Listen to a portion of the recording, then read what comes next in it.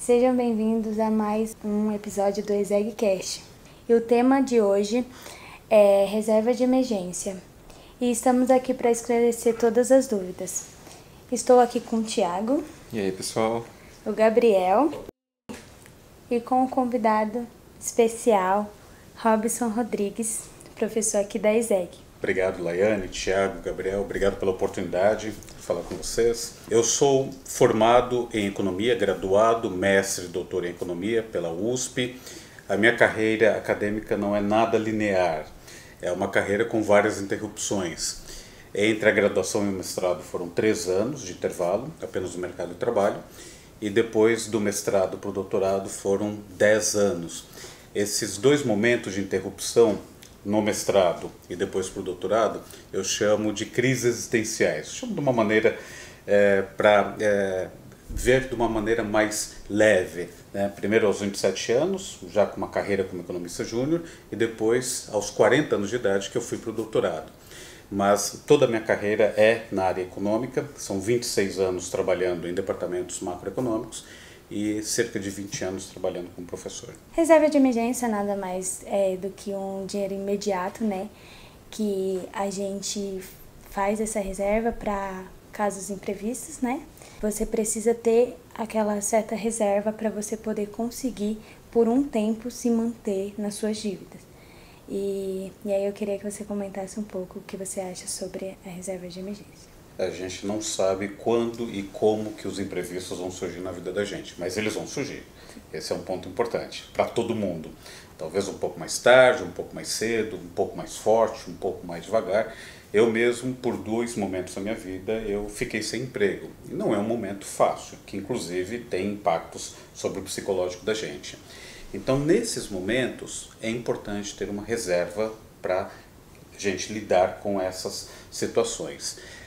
Naturalmente isso depende de cada um, né? Se você é casado ou casada, se você tem filhos ou não tem, se você paga aluguel ou tem um imóvel próprio. Então, dependendo da situação, do contexto de cada pessoa, essa reserva pode ser maior ou menor. Mas até como um macro tema de educação financeira, para quem nos assiste, esse é um tema bastante relevante, é muito importante nós termos a consciência de que os imprevistos vão acontecer na nossa vida. Pode ser, por exemplo, alguma questão ligada à perda de emprego, ainda que temporária, pode ser uma questão ligada a um tratamento odontológico de última hora, para o qual não estávamos preparados, pode ser eventualmente uma oportunidade de viajarmos. Isso aconteceu com a minha esposa alguns anos atrás, ela recebeu uma premiação e tinha que ir para os Estados Unidos e precisamos levantar recursos para ela poder fazer essa viagem, não estava planejada e foi uma oportunidade. Então é sim importante termos essas reservas, Laiane. E hoje em dia, né, para os jovens é um pouco difícil ter a nossa reserva porque a gente pensa que nunca vai acontecer imprevisto, mas imprevisto acontece com todo mundo, como você disse. E eu queria que você desse uma dica de como começar para a ajuda dos jovens em geral, né? Esse é o ponto mais difícil, como se começa. Depois que a gente incorpora como um hábito, depois que a gente tem essa rotina, fica tudo mais fácil. É claro que a nossa realidade social nem sempre favorece essa visão de que é necessário ter uma reserva de valor. Para vocês terem uma ideia, de acordo com a PNAD, uma pesquisa de emprego do IBGE, um órgão oficial de estatística do governo brasileiro, nós temos uma renda média no Brasil em torno de R$ 3.200. Então alguém vai nos perguntar, puxa, mas com uma renda dessa magnitude, é possível guardar uma parte para fazer reserva? Sim, é possível. Então o primeiro passo, a primeira dica, a meu ver, seria não esperar sobrar dinheiro para que a gente possa guardar esse valor. Dado que, como nós estávamos falando anteriormente, os imprevistos vão acontecer, em algum momento e a gente não sabe quando que isso vai acontecer, então separe uma parte do seu salário, uma parte da sua renda para essa reserva. A gente pode mais para frente falar um pouco das características do que seriam essas aplicações como reserva, mas no modo geral é importante começar tendo essa consciência de que nós vamos ter imprevistos na vida, isso faz parte da vida, assim como amanhecer e anoitecer, e ao mesmo tempo o começar, que é o mais difícil, começa com pouco e depois vai aumentando, mas não esperar que o dinheiro, a sua renda, sobre alguma coisa no final do mês. Esse é um erro, a meu ver. Não vai sobrar. Nós vamos começar a gastar aqui, a colar. Então já recebeu, já separa uma parte disso para essas emergências. E antes mesmo de você pagar qualquer coisa ou comprar qualquer coisa, você tem que guardar, nem que for 10% do seu salário, né? Criar esse compromisso com você mesmo, sabe? Tipo, você falar, é uma obrigação que eu tenho comigo mesmo e comigo do futuro, sabe? Uma coisa que você vai pagar aluguel, você vai pagar a conta de internet, você sabe que se você não pagar isso, você vai ficar sem essas coisas. Então, meio que se você tiver um imprevisto lá no futuro e você não tem a reserva de emergência, você vai ficar sem resolver o problema. Então, acho que é de extrema importância a pessoa ter no seu consentimento que é uma obrigação com ela mesma. Claro, pode acontecer de nem sempre você ter dinheiro para fazer a reserva de emergência. Geralmente tem famílias que vivem com menos de um salário mínimo. Então, dificilmente essa família vai ter uma reserva de emergência. Mas eu acho que se planejar para não entrar numa dívida e ficar apertado, além dos imprevistos que acontecem sem a gente pensar, mas que você tenha tudo alinhado, né? Assim, para os seus gastos e tudo. Porque a gente tem o nosso gasto físico, mas também tem os variáveis, né? Assim, que a gente pode muito bem abrir mão de muitas coisas, assim, que a gente gasta sem necessidade para poder guardar e conseguir ter uma reserva. E no futuro, se tiver um imprevisto, a gente conseguir se manter, assim, por um tempo, né? Aí você falaria para a gente investir aonde a reserva de emergência? Essa é uma boa pergunta, Laiane. Dada a natureza dessa reserva, nós precisaríamos optar por algumas coisas que facilitassem o resgate dessa reserva nos momentos de imprevisto. Então, o primeiro conceito é que essa reserva tenha liquidez. O que nós chamamos de liquidez? Uma reserva que impossibilite, na hora em que eu precisar dela, que eu possa fazer esse saque. Esse é um ponto bastante importante aqui na nossa discussão. Existem inúmeras formas de aplicar dinheiro no mercado financeiro. Algumas dessas formas, você coloca o dinheiro e precisa deixar por algum tempo. Isso não constitui uma boa maneira de fazer uma reserva para imprevistos. Dado que a gente não sabe quando eles vão acontecer, na hora que acontecer, eu preciso ter esse dinheiro à disposição. Então, o primeiro aspecto é liquidez. Liquidez é essa possibilidade de sacarmos esse recurso de uma forma muito rápida. Então, nós não estamos falando de algumas aplicações que exigem um tempo mínimo de que o dinheiro esteja lá. Esse é um primeiro aspecto. O segundo aspecto, que também está relacionado a um tema mais macro de educação financeira, é que nós não vamos guardar dinheiro para que ele não renda absolutamente nada. E aqui existe uma certa troca, nós chamamos isso de trade-off. Eu quero uma aplicação que me dê uma liquidez, na hora em que eu precisar eu consiga sacar esse dinheiro, e quero naturalmente um rendimento. O dinheiro parado não vai dar retorno. Então, normalmente, esse rendimento é um rendimento que vai ser muito baixo, exatamente porque esse tipo de aplicação está te dando uma garantia de liquidez. Na hora que você precisa, você consegue sacar. Então, esse rendimento é baixo, mas, de novo, qual que é a questão? A natureza desse dinheiro que você está guardando. Para um dinheiro que você não vai precisar em momentos de imprevistos, um dinheiro que você consegue esperar um pouco mais, existem outros tipos de aplicação. Então, do modo geral, essa é a recomendação básica. E a gente poderia falar, por exemplo, de alguma coisa que é do tipo poupança, ou alguma coisa com mais liquidez. Ou você tem liquidez e segurança e não tem rentabilidade, que é no caso da reserva. Então, eu acho que nessa questão da reserva, você vai ter mais a segurança e a liquidez, que é de extrema importância, poder, no momento da emergência, poder usar aquele dinheiro. Então, eu vejo que possivelmente num tesouro direto, CDB. Respeitadas essas condições, né? Liquidez e a rentabilidade vai ser pequena, mas com segurança. Imagine uma situação em que você precisa desse dinheiro e esse dinheiro está aplicado numa instituição que tem alguns problemas, você tem dificuldades para resgatar esse dinheiro. Então, você ganhou uma rentabilidade, normalmente essas instituições elas te dão um retorno maior, mas você não tem a segurança. E no momento em que você mais precisa, tem toda a razão. Professor, a minha pergunta seria referente principalmente as pessoas que possuem já uma reserva de emergência, seja na poupança, como você mesmo mencionou, ou nos títulos públicos, como o Gabriel disse. Só que acontece algum imprevisto, principalmente uma questão de saúde ou uma manutenção da própria residência, né? Aí, como que a pessoa faria para repor essa reserva de emergência? Quais estratégias que ela consegue utilizar para isso? Bom, esse é um ponto importante, Thiago.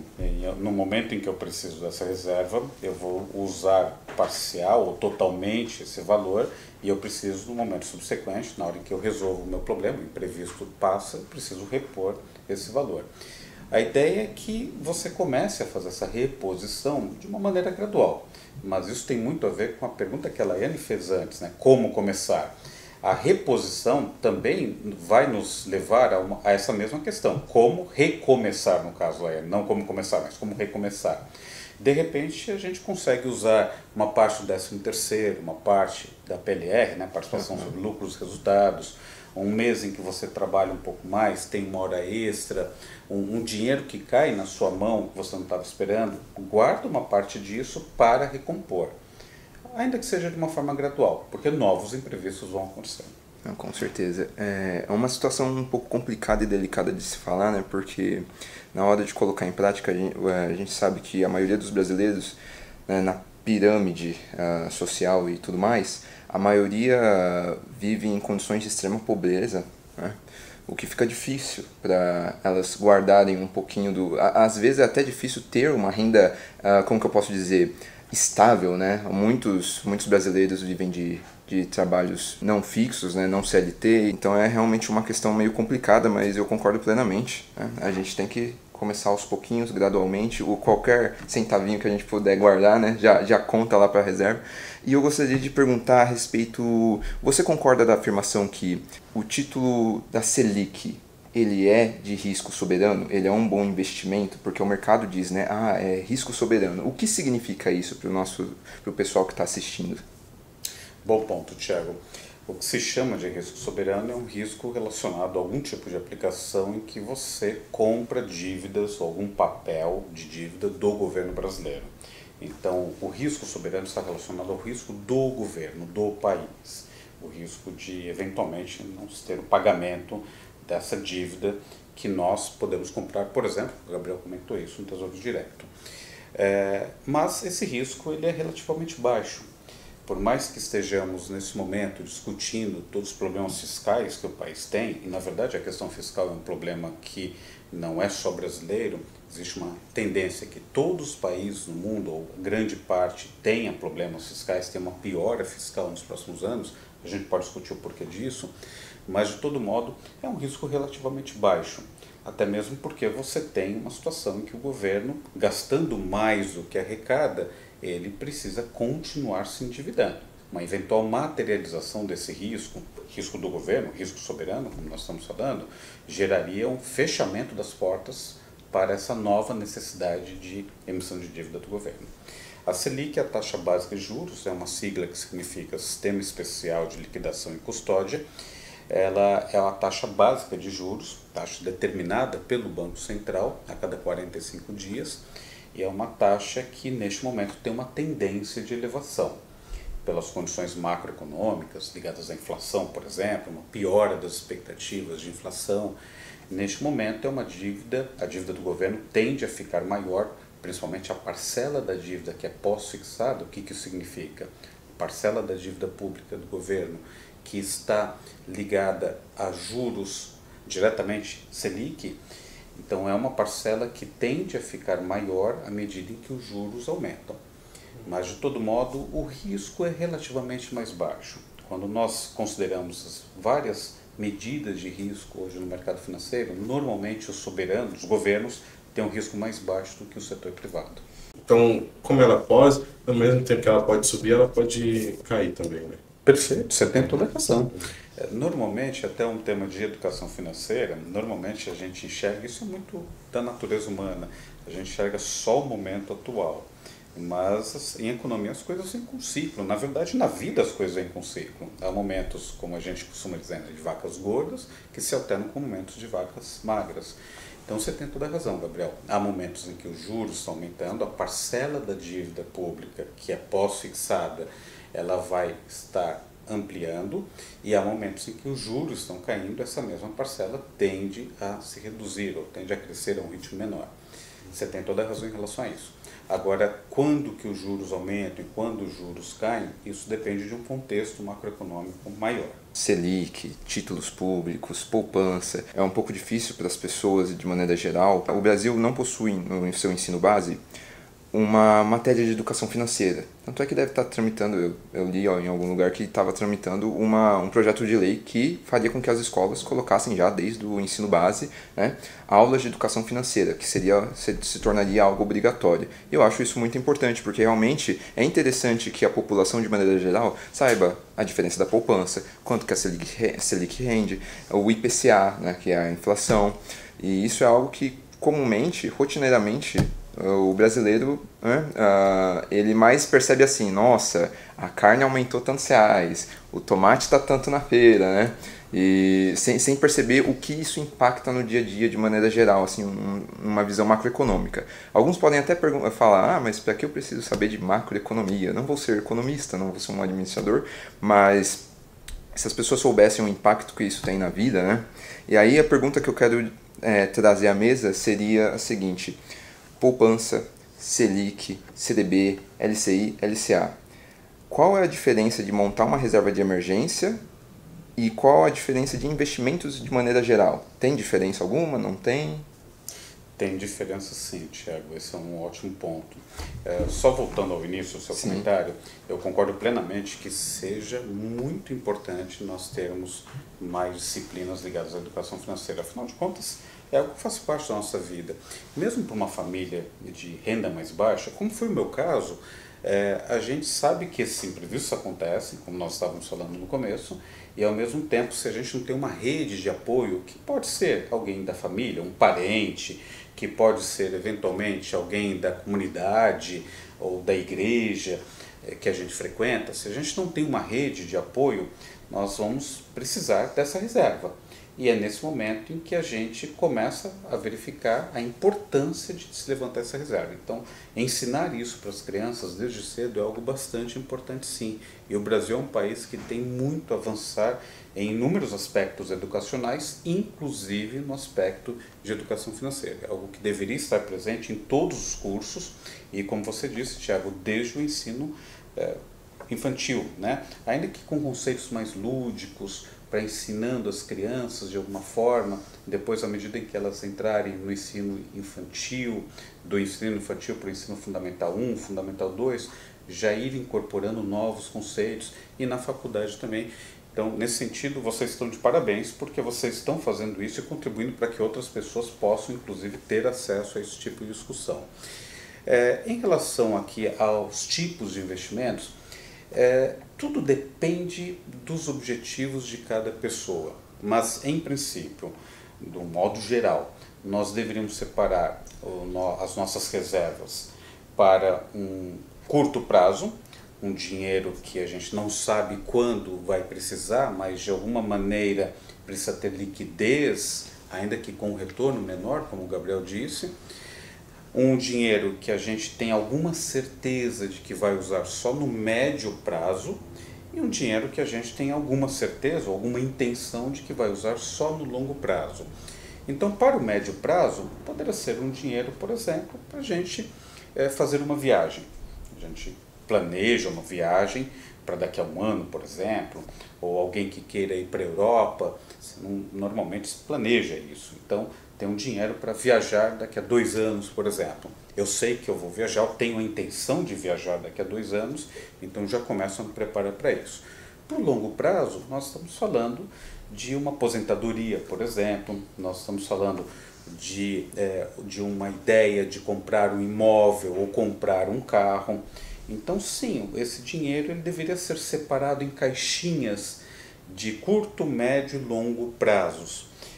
Naturalmente, se eu não tenho, esse é um ponto que a Laiane trouxe anteriormente, se eu tenho uma necessidade de usar esse dinheiro de mais curto prazo, essa reserva, e ainda preciso, aí sim eu mexo na caixinha de médio ou de longo prazos. Mas, do modo geral, seria muito interessante, até por uma questão de acompanhamento, de educação, porque tem instrumentos diferentes, algumas aplicações exigem um pouco mais de prazo, outras menos prazo, que a gente tivesse essa separação conceitualmente, Tiago. Essa seria uma boa forma de guardar nosso dinheiro. E quanto vai ser, acho que depende de cada um. Quanto vai ser do dinheiro para mais curto prazo, ou para mais médio prazo, ou para mais longo prazo, isso também muda ao longo da nossa vida. Hoje vocês estão muito novos, mas em algum momento espera-se que vocês queiram comprar um carro, por exemplo, ou vocês queiram um imóvel. Então seria interessante, à medida do possível, já tentar ir guardando dinheiro para isso. Pode ser daqui a 5 anos, eu não vou comprar um imóvel tão cedo, só pretendo fazer isso daqui a 5, 10 anos, ou só pretendo ter filhos daqui a 10 anos, mas em algum momento vai chegar. E o mais interessante, os planos na vida podem mudar também. Então, se nós mudarmos as nossas opiniões, as nossas ideias, nossos objetivos, não há problema em relação a isso, mas você consegue deslocar dinheiro de uma caixinha, era longo prazo, trazer para o médio prazo, ou era médio prazo, levar para o longo prazo. Essa questão que você falou, eu acho que é muito importante. O jovem já vem com essa mentalidade de ter objetivos, sabe? Então, tanto ter objetivo de curto prazo, de médio prazo e longo prazo, para saber o que fazer com o seu dinheiro. Porque muitas vezes não tem nenhum objetivo, então, se eu não tenho objetivo, meu dinheiro eu vou ali e torno todo dia, acaba com o dinheiro, não tem nenhum objetivo com o dinheiro, então isso é uma coisa que acaba afetando assim, no dia a dia do jovem. Mas se arrepende no futuro, né? Porque quando você vai pensar num objetivo, já é tarde, porque você poderia muito bem pensar anteriormente para que no futuro você já esteja planejado. Então, eu acho que a educação financeira, assim, no ambiente não só escolar, mas assim, acho que deveria ser mais dito. Por exemplo, a gente mesmo, daqui 3 anos a gente vai terminar a faculdade, mas se a gente não pensar de hoje, o que vamos ter daqui 3 anos, a gente fica perdido. E aí, quando for pensar lá na frente, já vai ser um pouco tarde do que você poderia ter pensado antes. Então, sem dúvida. Isso me traz aqui uma reflexão. Muitas vezes a gente enxerga só o curto prazo, mas a gente tem, vocês de modo particular, e muita gente que nos acompanha aqui, tem a vida inteira pela frente. Então é importante sim olhar um pouquinho mais para frente. E aí, Tiago, temas ligados à educação financeira desde cedo podem ajudar com isso. Na verdade, nós deveríamos ter temas ligados à educação financeira, à sustentabilidade ambiental, a questão do trânsito. Muitas vezes são conceitos que a gente precisa ter na educação infantil ou no fundamental e não tem. Se você começa a crescer, se você tem gerações crescendo com esses conceitos, com essa noção um pouco melhor, isso certamente vai tornar a sociedade no futuro bem melhor do que é hoje. Só que para reserva de emergência, muitas pessoas falam que você tem que ter 3 meses dos seus gastos fixos, ou 6 meses, ou até 1 ano. Como você vê isso? Eu acho que não tem uma resposta fechada, porque depende muito do contexto familiar, contexto de vida. Existem algumas regras de bolsa em relação a isso, Gabriel, 3 meses, 6 meses, porque eventualmente poderia ser aquele período em que eu, ao perder o emprego, por exemplo, existem outros tipos de imprevisto, mas ao perder o emprego, eu ficaria 6 meses ou X meses procurando emprego. Mas depende de cada um. Acho que o mais importante, como nós estávamos conversando, é começar, ainda que com pouco. Mas a resposta passa por algumas questões. Meu esposo ou minha esposa tem uma renda? Esse é um ponto importante. Se eu perder a renda, a minha esposa consegue me ajudar durante esse período? Ela consegue pagar as despesas de casa? Porque o ideal é que os dois tenham uma reserva de valor. Se você é solteiro, a lógica muda um pouco. Um outro ponto, eu tenho alguma dívida sendo paga? Por exemplo, um financiamento imobiliário, um financiamento de um carro? Sim, tenho uma dívida. Qual é o período? Financiamentos imobiliários são de longo prazo, então normalmente nós estamos falando de 20, 25 anos. Então se eu perder o emprego e ficar muito tempo parado, como que eu vou pagar esse financiamento? Normalmente os bancos oferecem seguros, mas como que eu vou pagar esse financiamento? Qual é o valor desse financiamento? Esse é um outro aspecto.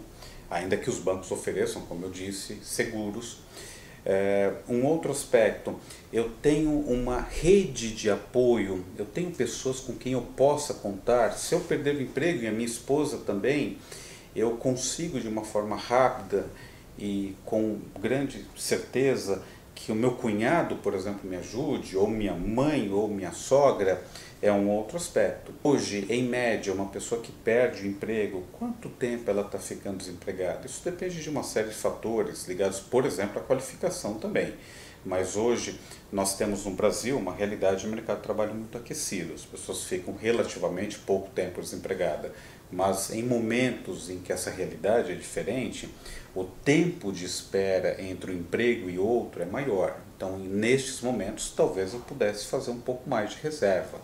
Então, não tem uma resposta fechada, ainda que eu reconheça que há algumas regras, 3 meses, 6 meses, mas de todo modo o importante, como nós estávamos falando, né, Laiane, é começar e, se precisarmos desse dinheiro, Thiago, repor e de alguma forma ter a disciplina, Gabriel, esse é o ponto-chave, ter a disciplina para continuar colocando dinheiro nessa reserva. Então depende do contexto, depende de uma série de fatores.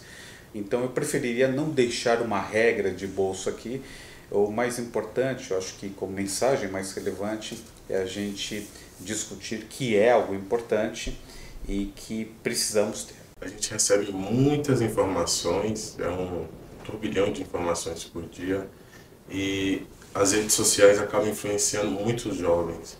E tem muita questão da religiosidade, que muitas pessoas usam o nome de Deus para forma de atingir a pessoa mesmo. Como que você enxerga isso hoje em dia na sociedade?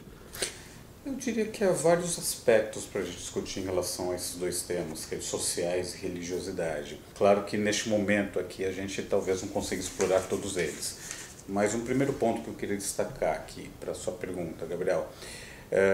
Redes sociais têm um lado positivo em momentos de imprevisto. A gente vê que as pessoas muitas vezes fazem aquelas vaquinhas pelas redes sociais, ou as pessoas, no caso do LinkedIn, anunciam que perderam o emprego, e isso muitas vezes acaba parando em algum recrutador que pode dar uma oportunidade, pelo menos uma entrevista. É uma forma da gente entrar em contato, estar em contato com as pessoas. Mas tem um lado negativo também, principalmente quando a gente fala de educação financeira, que é a possibilidade de encontrar alguns influencers, assim são chamados, que estão dando dicas que não são tecnicamente muito boas, que não são corretas. É um pouco como futebol. Todo mundo fala sobre futebol, todo mundo fala sobre economia, mas não necessariamente são opiniões bem embasadas ou dicas bem embasadas. A gente precisa tomar cuidado com isso. E como você destacou, há uma infinidade de informações hoje. No que tange a religiosidade, você trouxe um ponto bem interessante, né?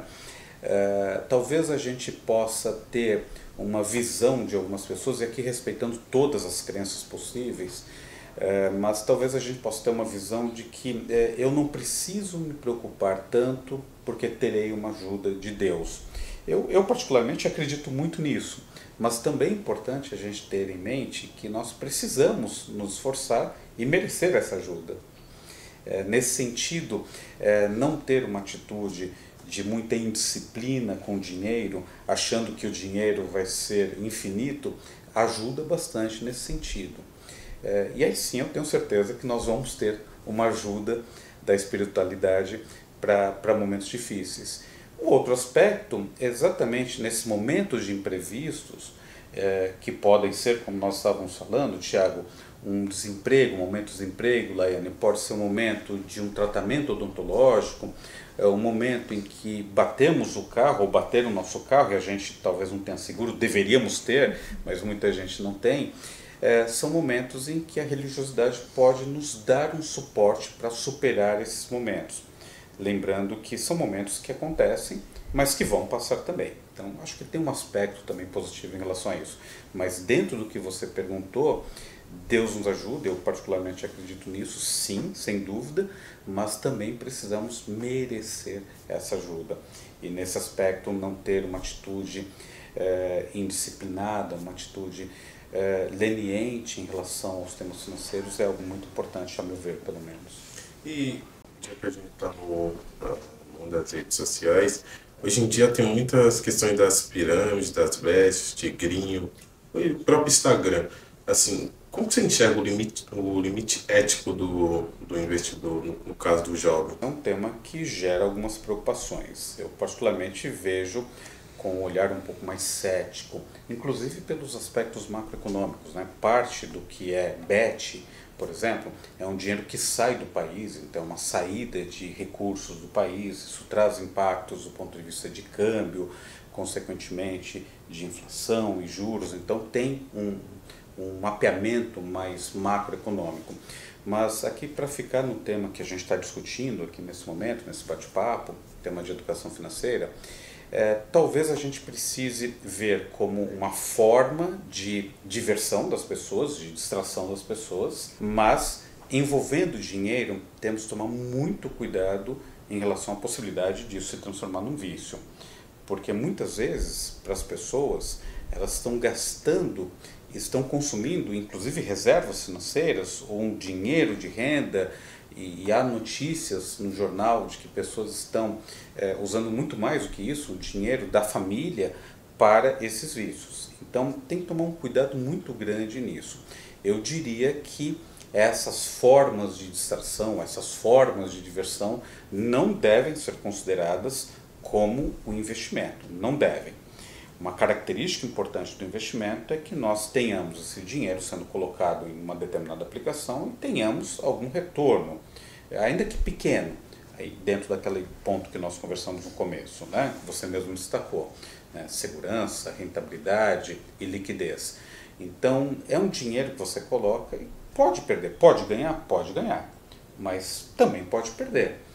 Pode ser que você ganhe muito ou ganhe pouco, também pode ocorrer.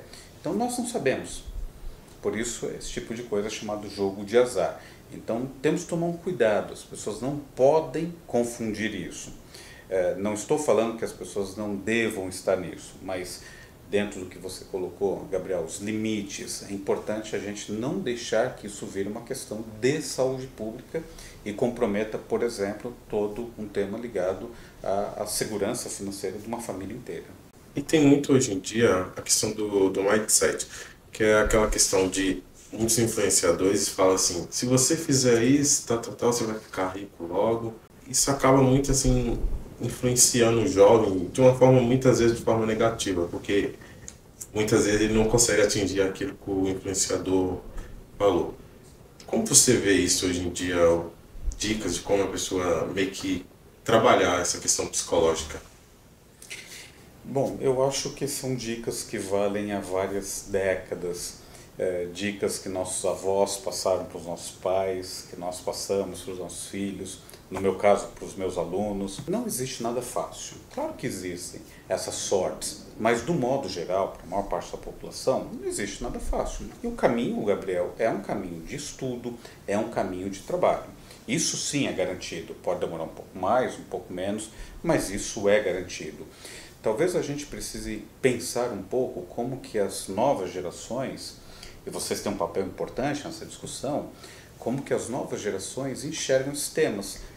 Consigo esperar muito? Tenho a impressão que muitas vezes as pessoas estão ficando mais ansiosas, talvez por conta de celular, talvez por conta do momento pós-pandêmico, né? A pandemia gerou muita ansiedade nas pessoas, mas, do modo geral, o que é válido há muitas décadas? O que é válido ao longo dos tempos? O esforço, a educação, o trabalho.